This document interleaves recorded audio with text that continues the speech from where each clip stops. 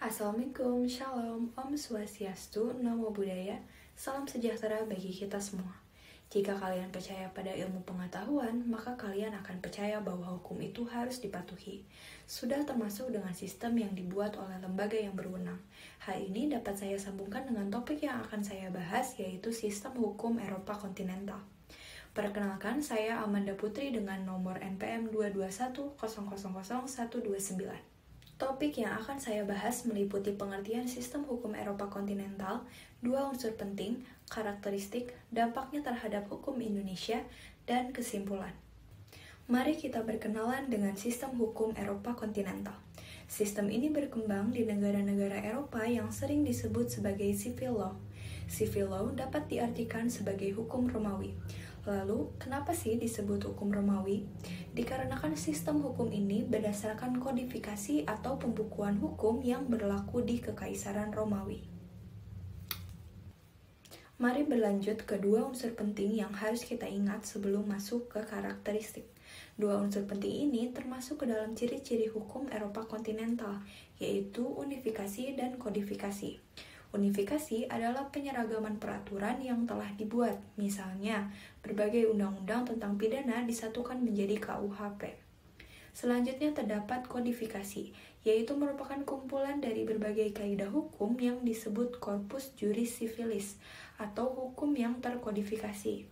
Corpus juris civilis ini dijadikan prinsip dasar dalam perumusan dan kodifikasi hukum di negara Eropa, bahkan di negara Asia seperti Indonesia.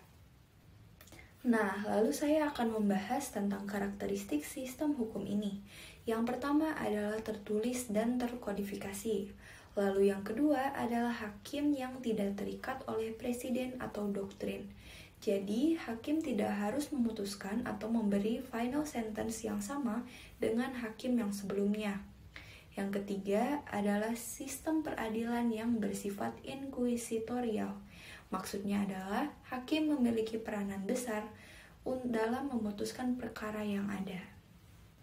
Terdapat dua penggolongan hukum yang ada dalam sistem hukum ini, yaitu publik dan privat.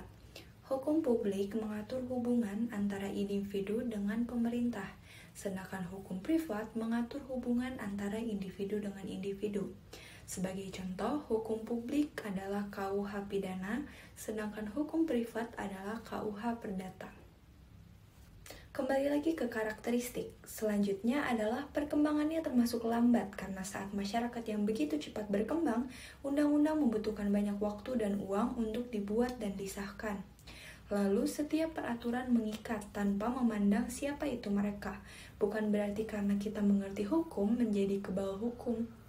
Dan yang terakhir dibuat oleh lembaga berwenang, yaitu legislatif atau dapat dikatakan adalah DPR. Lalu sistem ini berdampak bagaimana terhadap Indonesia? Indonesia karena dijajah oleh bangsa Eropa yaitu Belanda mengambil beberapa unsur dalam Eropa kontinental di mana semua orang lebih mengutamakan peraturan tertulis seperti perundang-undangan daripada doktrin atau putusan hakim yang terdahulu. Hal ini dapat kita lihat dalam asas legalitas yaitu pasal 1 ayat 1 KUHP yang berbunyi tiada hukum tanpa undang-undang. Maka dari itu hal ini terus diberlakukan di Indonesia sampai sekarang.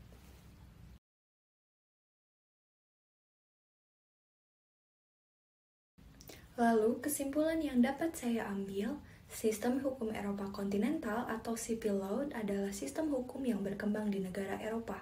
Sistem hukum ini terunifikasi dan terkodifikasi. Putusan hakim tidak terpengaruh dan perkembangannya lambat.